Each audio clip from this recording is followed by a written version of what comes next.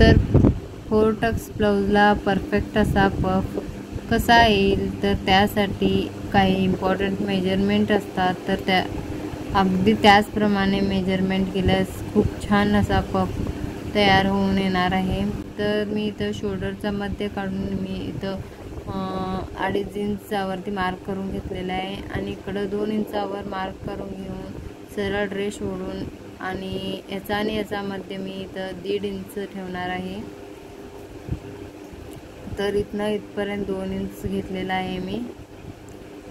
तर इथं याचा मध्य काढून इथं बघू शकता मार्क करून घेऊन मी सरळ ड्रेस ओढून घेत आहे आणि इथं याचा आणि याचा मध्य मी इथं 2 इंच ठेवणार आहे। तर लक्षात घ्या की पहिलाचा डिस्टन्स मी 1.5 इंच ठेवलेला आहे आणि आत्ताचा डिस्टन्स मी 2 इंच ठेवलेला आहे।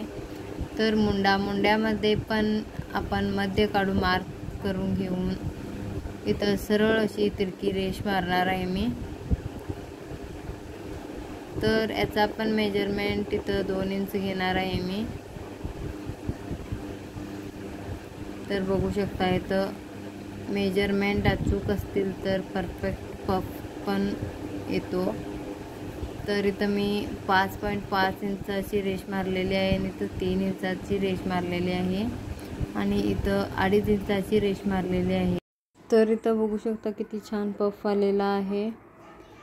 तर 4 टक्सनी अशा प्रकारे मेजरमेंटनी तुम्ही स्टिच केला तर पफ खूप छान येणार आहे। तर याच्यामध्ये पॅड घातलेला नाही, काही पण नाही, तरी किती छान पफ आलेला आहे।